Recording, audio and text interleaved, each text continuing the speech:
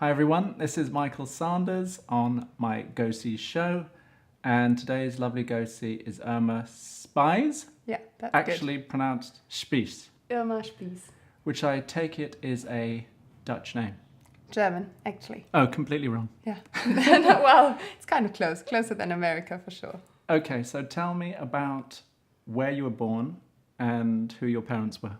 I was born... Oh, actually, before we get into that, let me say, this is early days, but I want to say that if anyone's tuning in for the first time on YouTube, please feel free, this is a call to action, they call it, please feel free to like, subscribe, and to comment if you want me to ask the next set of models, because it's not going to be Irma.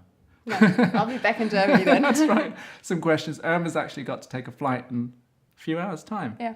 So we're lucky to have her this morning. But yes, the idea of this Go See show, as you probably know by now, is that I interview models about their lives and careers in modelling when they come to visit me on what are known as Go Sees, sort of visits by a model to a photographer to show them their book and their work. So let's proceed. Sorry, we can start again. I will go see. Okay, yes. So where were you born? I was born in Germany, middle part of Germany. What's the town? It's called Gießen. It's Okay. not very well known. It's a very ugly city. Is it ugly in an industrial way? Yeah, more or less. There's not much there, to be honest. There's a big Okay. hospital where I was born. So how did the city define itself? What was its purpose originally? Was it rural? Was it farmland? To be honest, I don't know much about that city because we moved away pretty soon Okay. to Bavaria. So Oh, wow. I grew up in Bavaria. Okay. So you wouldn't consider yourself Bavarian by culture, by upbringing? I would consider myself Bavarian, to be honest, because I spent my Yes. youth there and Okay. yeah. And how is Bavaria particularly different to where you were born? How do you define when people say Bavaria, I conjure the Black Forest And it- people in lederhosen and people in Lederhosen. drinking lots Beer. of beer. Yeah. Yes. You consider Munich Bavaria, but I mean, it's a very common thing to do, to stereotype a little bit. But it's not that far off reality, to be honest. I would say the difference between the place where I was born and Bavaria is that Bavaria is the most prosperous part of Germany. So people... Oh, right. Is that because of Munich? Probably. And because the South, I mean, they have been very hardworking and I guess they're pretty lucky with the kind of land they've got for Yes, agriculture absolutely. as well. The natural resources are Exactly. rich. And the good thing is they didn't focus on one industry. So the western part of Germany focused a lot on coal and steel production. And of course, these days when climate change is a big thing and everyone Yes. wants to go green, these areas kind of have a problem of switching. So they're not their politically focus. correct. At the moment, they're going a good way. I think. Okay. Are they quite progressive in thinking, if not in their history? In Germany, for sure. I mean, everyone's aware of the issue. On the other hand, of course, politicians always try and make people happy, and the people living there, they are aware. But at the same time, they're saying, yes, it's happening, but we need to find a solution that not only helps the climate, but also kind of considers us as people working there. Absolutely. And how unusual that is. Yeah. A humanist point of view. So, who were your parents? What did they do? Were they part of this Bavarian affluence? My dad's a doctor, Yes, my mum's a teacher. Yes, they were. Sort of classic. Yeah, Classically exactly. so. Yeah. So upper middle class, as you would say in England. Definitely. What kind of practice did your dad do? He's an orthopedic surgeon. So Oh, wow. whenever I tell people that, they're like, oh yeah, Irma. Yeah, I got got a a bad bad back. back. It's always the bad back, isn't it? Or the knees. They're always like, oh, can you take a look at my knees? But yeah, so Were you They aware aren't- of what he did? I was. I thought it was pretty cool because whenever I'm a hockey player, or I used to be a hockey player, not anymore that much. But whenever my friends had a problem, they Yes. would say, Irma, can I come speak to your dad? And I'd be like, yeah, I'll make an appointment Oh, for you. good, and they did. Yeah. That was very yeah, nice. Yeah. My Oh. dad's always been involved with sports because he's a very athletic person too. You so inherited his love of sport. his sporty genes, yeah. And My you're mum doesn't out- have many of No, those. but he's outdoorsy and sporty Yeah. and competitive. Yeah. What Pretty star much. sign are you, and what star sign is I'm he? a Capricorn and Okay. he's, do you say Toro? Taurus? Taurus. Okay, yeah. great. And let's talk about your mum. So your mum was a teacher of what She's great. She's She's great. a teacher of life. Oh, wow. You're so lucky to have that in a mom. No, for sure. She did her job. She did. She did a very good job, I would say, as a kid. And I know whenever I speak to people talking about my brother and myself and like which ways we're going, they're always like, your parents did a good job. But so it was easy for your dad to fall in love with your mum, given how wonderful she is. Yeah, I mean, she said she actually never moved in with him before being married because she's got her downsides too. Oh wow! So she was protecting him. Yeah. Again, that's so compassionate, isn't it? Yeah. No, I mean, as you can hear, I'm pretty fond of my parents. That's so good. Yeah. So is that the basis or the core of your being okay in the world and in your skin? For sure. Because so your confidence is down to that. Exactly. I think one of the most precious gifts my parents gave me was making me feel loved. No matter if I've always had pretty good grades, did well in sports, had loads of friends. Like I wasn't a difficult child, but still they never made me feel like I had to achieve to be loved, but that I was just worth it anyway. Okay. And I think if you've got that base, when you go out into the world and you know that no matter what happens, you're lovable anyway. Right. I think you're pretty well set up for everything that could come to you. Do you have siblings? I do. I have a younger brother. He's here in New York at the moment. That's fantastic. Yeah. And he's having coffee. Oh, good. What kind of relationship did you have growing up? What's the difference in age range? We are 1 year apart. Oh, wow, that's close. Yeah, very close. But we haven't always been close. I mean, when you're young kids, of course, competitive. You fight. Yeah, well, not really as in... The good thing is we're boy and girl. So yes, but you're the older one. I am the older one. And were you bossy? Were there power struggles inherent in that? That's a very psychological question. I would say I wasn't that dominant, but he would probably say, yes, you were. You were telling me what to do. All the time. Yeah, exactly. You were being bossy. Okay. But, so you're better friends now than you were as children? For sure. So as kids, of course, you would like... Fight? Yeah. Physically? Yeah. I'm happy we're not fighting anymore because he's a lot stronger than me now. Uh-huh. But you're strong anyway? Yeah, I would say so. So you gave as good as you got back then? I was a pretty good person to fight. I don't give up easily, and I think that motivates. So we went to different boarding schools when we were like 14. Mm-hmm. So I think that was one of the best things my parents did was separate us during puberty. Right, exactly. So each of us just went their way, and we're also studying. He's studying in the Netherlands now, and I live in Germany, or I'm traveling around doing my thing. So I think the further we're apart, the closer we get, because every time we get to see each other, we enjoy it so much. Yes. What's he want to do? He wants to go into finance. Okay. Yeah. He's going with it. He's looking for the money. He is, and he's honest about it. And he says, I'm good at maths. Yeah. I'm good at gambling. I like risk. I like risk. He loves risk. Right. And I think for him it's the right way to go because it's challenging, but it depends a lot on yourself, and he likes to challenge himself a lot. Okay. And he's competitive in his own way, of course. In his own way, yeah. So when did hockey start, and how did that happen? Our neighbor, is that just school? No, our neighbor. In Germany, it's not a very common sport, to be honest. Like, we used to drive for 3 or 4 hours to the next match. Oh, wow. So what would girls play in lieu of hockey, which is very English?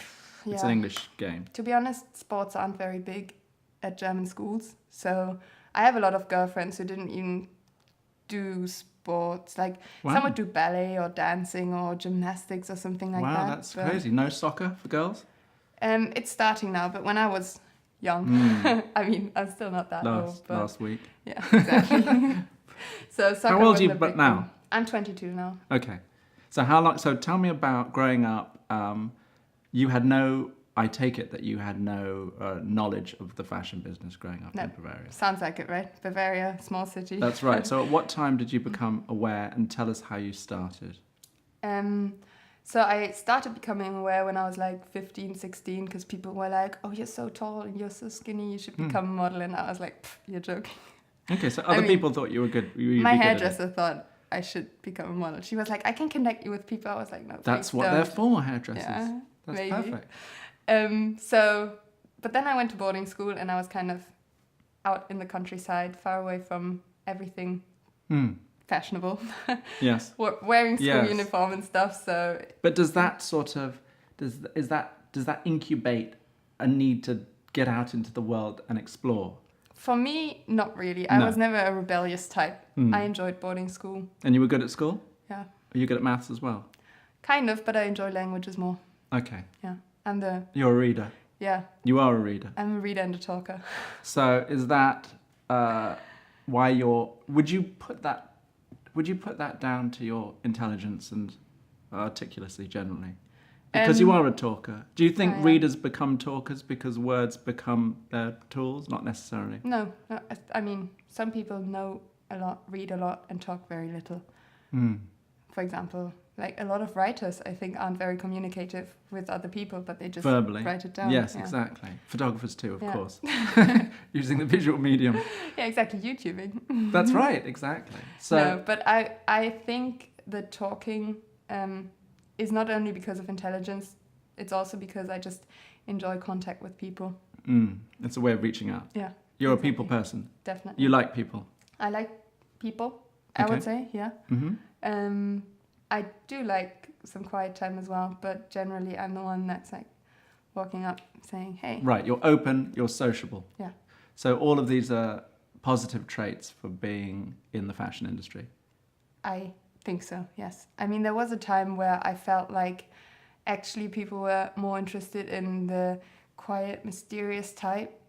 That's kind of... Too cool for school. Yeah, The exactly. aloof Yeah, exactly. stereotype. Hard to reach and Yes. everything. And I'm just not like that, you know. I'm very open to everything, Yes. basically. But, you know, with the fashion industry, one thing you have to learn is even if one type you think it might be more popular at the moment, more demanded, you can't always change your character for what That's is right. demanded. Stay true to you know? yourself. Exactly. And it'll come around. I've met enough people who have actually encouraged me to be just as open as I am, because they said it's so nice to work with you, you know, you're like motivated, you're energetic, you don't care if, you know, if you're not being that quiet, Yeah, kind of mysterious. mysterious model that's Muse. somewhere exactly far away. Yes. No, I'm always very close to people. And That's good. Yeah. And you're close on the set and you're involved in what's going on as well. exactly. So, okay, the hairdresser said, you're skinny, you'd be great. You're skinny and pretty. So what was the next step? Boarding school, did my high school diploma, like finished school. And then I decided, okay, what do I want to do next? And I thought, oh, Berlin would be great. So I wanted to go to university in Berlin. I applied To study what? to study medicine, Okay. So not history or... French or anything. Literature. No, I know. It was a hard decision because I enjoyed languages so much, but You were following in your father's footsteps. not really. I was thinking, okay, what's the job where I could use languages most efficiently? And I thought, you know, with French, of course, you can become a French teacher, translator, whatever, but doctors are needed everywhere in the world. So if I decide Chinese should be interesting, I'll move to China, be a doctor there, and learn the language. Right, okay. That was very practical. Yeah, I'm a very practical person. I don't think too much. I just, Act. yeah. I think it through once, and then once I've got the options, I just do it. Are you patient? No. Are you steadfast? I guess, what does that mean? That means you stick to a path. You stick to Yeah. your... Pretty much. Okay. Yeah. So, Okay. yes. Finish the story. Yes. Applied And for it's school. an important story. Yeah, It's the core of our interview. why I'm here today. That's right. Exactly. No less. It's the reason why I'm here today. So Yes. I moved to Berlin without having seen the city, because I thought, you know, if I don't do it now, I might never do it. And I thought it would be a good idea to experience Berlin once in a lifetime. With a view to studying medicine there? Yeah, as well. Just Okay. university. Okay.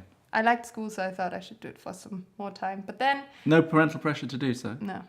Well, I was just brought up that way. It was, you know, my parents always said... It was a given. It was Yeah. It was Exactly. understood that you would go to university, yeah, probably become a pretty doctor, much. and have a good Just living. exactly get a good education, get as much of a good education as possible. So I wanted it. I mean, it was just normal for me. So I moved to Berlin. My parents, I flew in from England because that's where I finished school, Did you? You went to an English boarding school? Yeah, exactly. Well, that explains everything then, Irma.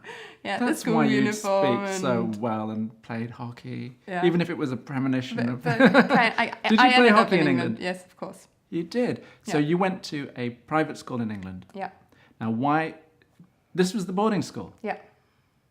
You omitted that very important fact. Which school was it? What was it called? It was called St Clair's College, Oxford. Was it in Oxford? Yeah. Was it a feeder school for Oxford University, Oxbridge? Yeah. And that was the thinking, I take it, of your parents? Not really. I mean, you know, parents wouldn't mind if you got into Oxford or Cambridge. But actually, when I got the offer of applying to those schools, I decided not to because I didn't want to... Leave home? No, I wanted to go back to Germany for some time because I'd been living in England for quite a long time. Had you? Well, 2 years. Okay. At this boarding school? At that boarding school in Oxford. And Was it nice? Yeah. Did I you had make great good friends? fun. Yeah. Lifelong? Yeah. That you know today? Yeah, Okay. for sure. Did you develop an English sense of humour? A sense of irony? I already had a pretty English was sense developed. of humour. Yeah. So did that endear you to England and the English? I was already a huge fan when I went there for the first time. And Okay. it didn't change my opinion. I still love England. Props to England. Making me weepy. Yeah. So, story. Yes. Why I'm here today. Yes. Flew into Berlin to meet my parents, to take a look around the city before actually moving there. First day in Berlin ever. I landed, got off the airplane, went on the bus with my 2 suitcases, mom and dad on both sides, and we got into Berlin. I stepped off the bus and this man comes to my face and he's like, "Are you a model?" And I was like, oh my God, there must be a hidden camera somewhere, like in the capital, some TV show that want to make fun of me or something. And I looked at him, I was like, you're not making me like, you know. Yes, I'm not falling for this. I'm not falling exactly. I'm not going to make a fool of myself right now in front of some kind of camera. Right. And Who was this man describing to me? he was my mother agent. He's still my mother agent now. Wow. Ingo from Iconic Management. It was Ingo. Yeah. Who That's wrote amazing. to you. Yeah, Okay, exactly. Great. Wow. What was he doing lurking around bus stations? No, he actually told me, he was like riding his car. Oh. He saw me step off the bus. He stopped his car, jumped out, and he was like, So that's pure organic fate. yeah. That's in the stars. You can't anticipate that. No. The only thing that you could link those two is your hairdresser. Those two events, right? I But don't- it's yeah. as random as that. Yeah, like literally, I hadn't even thought about applying to modeling agencies or something because it was just not the way I wanted. I wasn't even thinking of it. So did he derail your life? Certainly Yeah. your academic life.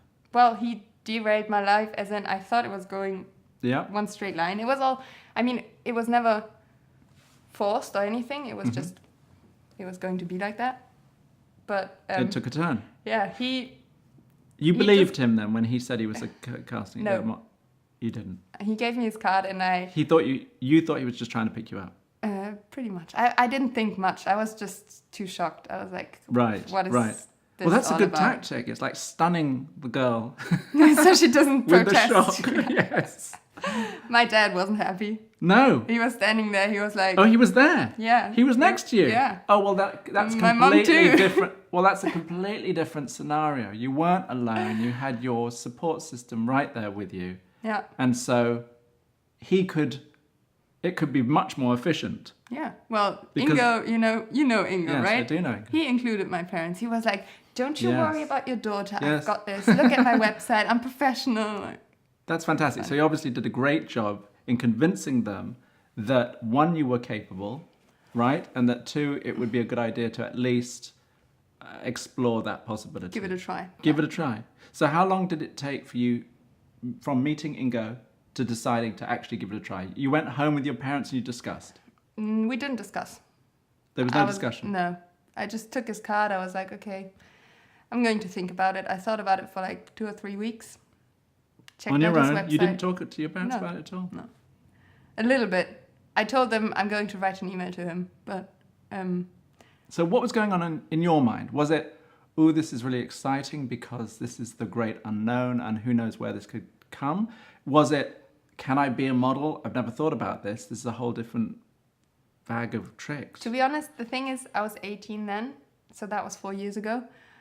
I don't really remember what went through my mind. You weren't thinking, no, as you I said, wasn't you don't really think. No. You just acted. Yeah, because, I mean, I knew that theoretically I could always go to university, and this had just happened. So I looked at his website. It looked serious. Good. And I don't know. I just thought, give it 2 weeks, and if it turns out to be a fake, you can still go back. Absolutely. So what happened? What was the first, after you made the when you emailed him back? Yeah, I said. What did he say then? What happened? What was the next stage? I wrote an email saying, yeah, hi, I'm Irma. You came up to me in the street like 3 weeks ago. I just wanted to say, what's next? And then he emailed me and he said, you should come to Hamburg, because that was where his agency was at that time. And we're going to do some test shoots, and you're going to meet some photographers and have castings and everything. And the good thing was I had just finished school. So basically I had my summer holidays. Timing. For this. The timing was right. Yeah. And I came to Hamburg, and then... What's Hamburg like? It's a beautiful city, right? It's a beautiful city. It's a great city to be in. You weren't living there. No, I wasn't. And I had been there like once or twice with my family, but never on stay for a longer time. So that was the first time I was actually living in a different city, not in a boarding school kind of atmosphere, but just by myself. And as a model, you learn how to spend your time alone, because you're in many, many different cities, and often you don't have people around you that you know very well or anything. So you just walk around. You learn to look for things that, you can just wander in and take a look around. And you're fine with that? Yeah. That suits your personality? Yeah. You're good with being alone? I'm very independent, yeah. So I got to know Hamburg a bit better, and I had my first test shoots. And that was fun, I thought. When I look at the pictures now, I'm like, I'm so cute. That's cute. But it's cute knowing that you're cute. Yeah. Being able to take a step back and be able to assess your own performance. Also good to see that you get better with time, because at that time, I mean, how many times have you had people take your pictures? Not me personally, it was always only holiday pictures, like smile. Dad do it? He was the photographer? My mum. Mum was the photographer. She was like putting us where she wanted and then taking the picture. But I wasn't a big picture person, I would just go like, smile. Yeah, but you liked it because it was meeting people, and it was a people business. It was a people business, and also when I was younger, I really enjoyed acting. And when they said, okay, we need this kind of strong expression in your face, I enjoyed thinking like, okay, how can I make myself? And I did practice in front of the mirror. I was like, okay, how do I look fierce? Wicked. So fierce was in your lexicon. Yes, it was a very important word. But I actually hate it when people tell you, we need a strong we need a strong look in your eyes. Irma, give us a strong look. You're like, strong! I've said that myself. Yeah, I know. There's no other ways to phrase it. There is no other way. And people understand. Yeah. So, okay, so you were enjoying it. Yeah. And is it just that simple? That you enjoyed it, you got one booking that led to another booking that led to another. So what was the metric to know that you were doing well and that there was a possibility? At what point did you feel, I'm actually a model? Did you have any doubts? I did, for sure. Because I went to Hamburg and then Berlin, because those are like the two cities where you would go for test shoots and everything. And that was all happening during the first month or two of modeling. And then it was Berlin Fashion Week, which is, internationally people are like, Berlin's got a fashion week, but of course, it's a capital. Of course, we have our own fashion week. And it's got a great film. Cinema, it's the Berlin Film Festival. It's a great good film festival as well. Yeah, but Fashion Week is always considered internationally like kind of small, but it was great for me to start because you have your first castings, you see that there's like 200 girls sitting around, you go in there with your book. But that was the first time I doubted myself because, of course, you don't get every job that you go, not every casting that you go to turns into a job, and especially for shows. They only need 20 girls on there, and if there's 200 sitting out there, you're probably most likely one of the 180 being told no, thank you. So how do you cope with rejection that is daily and all the time? I try to be as happy as possible about the jobs I do get. Of course, you try to tell yourself you can't please everyone, and it's not because of who you are, it's just because they prefer blonde at that time. You speak to other girls as well. I've developed a lot of great friendships with some other models because that helps a lot, because everyone's in the same situation, you know. Even supermodels, they don't get every single job. They have to learn that you don't fit every type of show or client or whatever. And it gets easier with time. Now, I'm really digging, actually, going through your book now, how versatile you appear. Because obviously, to see you come through the door, you look all sort of wholesomely natural. And there are all sorts of other looks going on here that are beyond that, right? Yeah. But do you... That's why I love my job. That's why you love it. Because I can be the mysterious, sexy, whatever. Do you like sexy? Play. I do. You do like sexy. Even though I don't look like it. But, I like thinking that I'm sexy. That's great. So do you know what your sweet spot is? Do you know what your wheelhouse is? Do you know what kind of jobs that you're much more likely to book than others? In your own mind? In my own mind, I think definitely natural, but innocent as well. An innocence? Yeah. Innocent. So more girly? More girly, more happy. Mm-hmm. But at the same time, because I enjoy acting so much, I get some of the crazy stuff too. Oh, good. You know, like he gives you that because he knows you can do it. Yeah, one of those shootings that was... have you heard of Bauhaus? It's like a very famous designer school. Absolutely. And we shot it there, and It is at the Bauhaus. Yeah, exactly. So we made that Bauhaus into a kind of psychological clinic. And I was supposed to be one of their patients. Oh, wow. So, yeah. You were a mental patient. Exactly. So I like serious stuff as well, you know, when you can actually... Yes, Girl Interrupted. Exactly, yeah. Was that what you were channeling? Kind of. Good film. Yeah. Really good film. Very good film. So at what point did you think, I can really do this? Was it the walking of the shows? It was actually Paris Fashion Week. It tends to be, doesn't it? Yeah. Because it's the big time. Doing your first big show gives you... What was the big show? First one was Louis Vuitton. See? Start at the top. That will give you a sense of purpose and a sense of recognition, right? Well, everyone, before you haven't walked Louis Vuitton, sorry. That's right. Well, that wasn't your first show. You had built up to it through Berlin and various other capitals. No, just Berlin. Just Berlin. So you went from Berlin to Paris. Yeah. You went from provincial to central. Yeah. And you went from not significant to ultra significant. In so far as Louis Vuitton is a worldwide brand. I think for the people in the industry, that was a huge step. For me, it was, I don't know, I didn't even realize. Out of ignorance. Yeah. I had no idea what Louis Vuitton was. Like, I went in there. I mean, I probably shouldn't say that, but because, I mean, it's always better to research a little bit before you meet people and everything. I knew that Marc Jacobs was working for Louis Vuitton at the time, but when I met him, I had no idea that it was Marc Jacobs, and I just stood there. You didn't have a face? No. I'd never seen Marc Jacobs before. Was he pleasant? He was nice. He was quiet. He was focused. I love that. I love seeing designers work. It's something I never had a chance to. Most people don't have the chance to, and it's great that through modeling you actually see that. That's right. I actually enjoy watching people work, full stop. Yeah. It doesn't matter what they do. There's that sort of intensity and passion that comes out of it, right? So you weren't that excited because you didn't realise what a big a deal it was, but that was a blessing in disguise because you weren't nervous. Or were you nervous? A little bit. Just because it's Paris Because Fashion they Week. said you have to be there 7 hours early and there's going to be loads of photographers, and I was like, what is all of this about? But exciting. Yeah, very exciting. I was so happy I was wearing flat shoes though.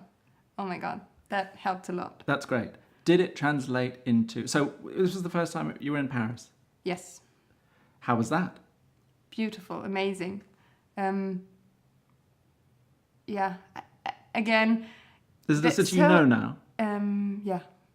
So you've worked in Paris enough to have a good sense of Yeah, it? definitely. And What I'm other going there next. I'm actually Oh, okay. like, That's where you're flying going. out. Yeah, exactly. So you're being booked. So having the calling card of Louis Vuitton show, did that automatically and instantly translate into editorial profile and working with better photographers, better magazines? Yeah, Did that for catapult you into the world of fashion proper? Definitely, yeah. Okay. It was the first time my agent called me like the night before saying, Irma, you need to get on a plane to London tomorrow. And I was like, why? Yeah, you've got this and that going on. And then you're going straight to Paris after. So Was it instant?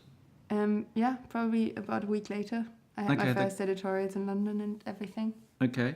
Yeah. And you're ready for that? Are you ready for the feeling of speed, overwhelmment? Well, you weren't overwhelmed because you're I didn't who realize you are. what. Yeah, exactly. Because you are who you are. You're one step in front of the other. Yeah. So you just took it all in your stride. So that was, airport, like taking planes everywhere. It was fine because I just knew, okay, this is my boarding time. I have to be there. I was there, did it. That's fantastic. So what was the highlight so far? So when did this happen? Let's put a time scale on it. Because Marc Jacobs was at Louis Vuitton, so it was at least a couple of years ago. It was October 2013. Okay. So 4 years ago. 4 years ago, okay. It wasn't the last one, was it? No. It was the one before last. It was maybe two before last. You don't mean remember. Marc Jacobs? Yes. It was his last show. It was the very last the black one. one with the feathers in the hair. Okay. And Did that black. give an extra sense of thrill? Afterwards, because I realized what I'd just been doing. Yes, but exactly. at that time, I didn't. Okay. Campaign? Not Louis Vuitton, no. You didn't do the campaign, no. So what has been the highlight so far? If you could put it down to one job. I can't. You can't. It's the whole thing. Yeah. What do you want next? So where are you now? Have you developed a sense of ambition in terms of, I'm not saying that you're not ambitious, but in terms of a focused, knowledgeable plan of Yes. where you want to do. Okay, what is it? Describe it to me. I've been out of the modeling business a little bit, focusing on like school, Berlin, home for the past 2 years. So now I'm coming back, and my aim is a worthy comeback, if you can say that, because now, after having worked in this industry for some time, you do have some expectations. After having worked, maybe it's better to not have them because you never know what's going to happen in this industry. It doesn't depend on you. It depends on a whole lot of factors. But I do want to have this sense of excitement again and travel a lot and do many different things and meet more inspiring people, go back to working with some of the ones I've worked with, just getting back into. So the hiatus that was life. why? Why did you take the break? Did you want School, to discuss? yeah. Oh, okay, yes, that's right. Yeah. So you didn't think, fuck school, I'm doing this? No. At least, No, I at didn't. least for a time. What did your parents think actually, with all of this success that you had? They were excited, but at the same time, I think they were more scared than I was because they weren't in it. They only heard my stories, and it all must have sounded very, very exciting, but also very dangerous to the little 18-year-old girl that's traveling around everywhere, talking about rooftops and great people and traveling the whole time. And I think they were kind of scared for about half a year or so because they just didn't know. But now they are a lot more kind of cool about it. Okay, good. Well, you've done it now as well, and you're older. Yeah, I'm older. Yes, exactly. I'm more mature. That's of course. right. So what do you want? So give me the vision. Is it what does it look like? For the next few years, you mean? Yeah, or a job, or an achievement, or what would you like to have happen? I would like to travel again. Okay. So it's simple. It's not. You don't have to have the cover of American Vogue. Because I know it doesn't depend on. No. It's about enjoying the job. Yeah, exactly. It's about modeling. I want to be a full-time model again and just have all the excitement that comes with it. And it's not, of course, a cover of US Vogue is amazing and exciting, but there's so much more to it. It's the joy of doing it. Yeah. And just, I mean, who's got the chance to travel the world? It's an amazing make job. money, meet people. Sell something it. like Sell this. it. Like That's the whole point of the show. Mean, this morning I didn't even know what this was going to be about. I just thought I would stop by, we would take some pictures. And there you go. Now lots of people know who you are in ways that you wouldn't. Yeah. And you've met me, of course. They know all my dark secrets. Oh my God. That's a great thrill, I know, to meet me. So that's fantastic. What other questions? Do you have any questions for photographers? Well, I wanted to ask you if your family lives in this house with you, because I thought... Yes, of course. This is actually in my daughter's bedroom, Tallulah's That's what I thought. bedroom. She's 10 years old, and it's the biggest room in the house. She has the master suite. You're a good dad. Yeah, that's great. But the other one, actually, our bedroom's in the back, so it's quieter. Okay. But she's got this lovely... the windows, the 3 windows that you should see it. It's beautiful. murky I would today. have loved something like that as a kid, but yeah, I she's went to great. boarding school instead. Yeah, exactly. And she goes to school literally on the next block, so perfect. It's beautiful. And Fort Greene, where we live, for me is the urban idyll. It's really the greatest place to bring up children because it's so, as Prince Charles said when talking about architecture, it's a human scale. There aren't the big towering blocks of concrete in Manhattan. And it's kind of British, isn't it? I mean, you've and got it your was little literally steps up to the it was doors the closest thing that I could find to London, with these brownstone houses with backyards and tree-lined streets, and it's very pleasant. Yeah, reminds me of England. England. It's beautiful. I do have a question for photographers, though. Okay. I have many questions for many different photographers, but I was talking about this kind of serious, hard to get to kind of model stereotype earlier, that I felt like the industry really was looking for something like that. Didn't Cara Delevingne explode that away? Didn't she I just felt like stomp it came on after, it? And I think it came after Cara, actually. So, oh wow! Was it a reaction to Cara? A dialectic swing back? Maybe, because every time I went into agencies, they were like, "Yeah, maybe more black, maybe more." Oh, moody. Serious. Yeah, I think exactly. that there was a generational shift. Yes, let's talk about this because I do believe that you're right. I think that there's a generation of photographers who are very earnest, millennials, who grew up being exposed to 90s photographers and photography. And as you know, the 90s was a huge schism from what came before. Mm-hmm. And photographers for the very first time got to express themselves in very sort of challenging ways to the status quo. So it was about expressing yourself, being extremely true to a particular personal vision and breaking boundaries. And there's involved in that, there's this kind of self-seriousness, right? Because it's then art, isn't it? It's art with a capital A or art with a small a, but it's very self-consciously serious. And I believe that there's a seriousness in 20-somethings who believe that to be taken seriously, that you have to make serious pictures and be serious, right? And lead with that. Go back to shooting film because it's a badge of authenticity. It's the craft. It's I take this very seriously. I know how to process film, and I know I'm distinguishing myself from the mass, which is all digital and all on an iPhone. So again, it gives you a sense of cachet, and of course that's always worked in photography. Photography itself has always been subject to this notion that it's an arcane, dark art craft that only a few people with the right technical skills can decipher. You need to be born to be a photographer. Exactly, all of those kinds of things. Or born rich, and it's the sort of, it was always the pastime of the aristocracy because they had the funds to be able to do it all, or whatever. So I understand that, and I understand that the imagery has become very serious and politically correct, even if it's not serious pictures, even if it's youth having fun. It's an attitude that we are serious about this. So I think you're right. Having said that, I think you're right. And I relate, because when I was starting off in the 90s, we were all sort of flying that flag of expression and staying true to one's ideals. It's an idealistic time. I have to say, I'm more positive towards it than negative, because I know myself and I've seen myself in the mirror, and there's Irma there smiling at herself, and this is the one I know, and I love how photographers manage to bring out a whole different side of you. Projecting their own stuff onto you, of course, and always. You can be open to doing that. I think that's the great gift, isn't it? Is the gift of giving. And I think that distinguishes good models from bad models, that they understand what the photographer is looking for, take into account his kind of aims of where he wants this to go, and then putting a bit of personality in there. And I think to be a model, you actually need to be very aware of everything around you. You can't just... Perceptive. I mean, being pretty, of course, there's very beautiful girls out there, and I think you can take beautiful pictures of these girls, but actually the fun that comes with the work only happens when you're interacting and when you Living. give something, but you're also taking something in. Yeah, living it. Right, exactly. Absolutely. The exchange. We're And the breaking giving, this edge. and the giving, because it is about that.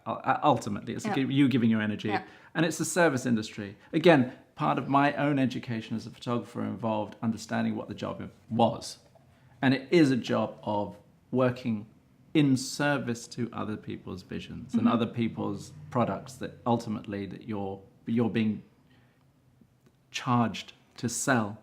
It's a job after all, you know, like people book you for something, and I think one of the most rewarding feelings is when a client tells you, "Great, Irma, you've done a good job." A good job, the pleasure of a good job well done. Yeah, exactly. It's amazing. It's infinitely satisfying. Yeah, super satisfying. Even with, you know, people say like, isn't it is it a very superficial job and anything? Of course, it's not like, I don't know, I'm not a philosophy professor teaching a class or anything like that. Or a doctor saving lives. Or a doctor saving lives. But it's a very satisfying job when, you know, the client is happy with the result, you are happy with the result, and you've just spent a day doing something nice, you know, creating That's right. something. Absolutely. And a thing of beauty is a joy forever, as I always say. And so it's there's so worth something it. noble in putting something beautiful out into the world. Yeah, for sure. Well, that's fantastic. Thank you. I think that's probably a good place to end. Yeah. So, because we've got other things to do. A plane to catch. And a plane to A catch. family to, I don't know, have Sunday brunch with. That's true, but they can wait. The plane can wait too. Come on, I'm a model. Irma, thank you. You were fantastic. Again, the shout out, the shout out for YouTube comes at the beginning and the end. So if you liked this content and the wonderful Irma and her story about modeling, please don't feel shy in subscribing, liking, commenting, and all of that YouTube stuff. Sharing. Sharing. Exactly. You've watched a lot of YouTube videos. Not a lot, but that's I learn TV today. Exactly. You're a quick like. Oh, we didn't talk about social media. Is it important for you? Do you care about it? I do care about it. It's very important. Partly because I have to care about it. Yes, but part also, of the job. Yeah, exactly. But also because it's fun. Instagram can be a lot of fun. Perfect. Thank you very much. This was a whole load of fun. Irma, you were wicked. I really enjoyed meeting you. Take care. Thanks, Michael. Thank you. Bye-bye. Bye. Bye, everyone. Bye.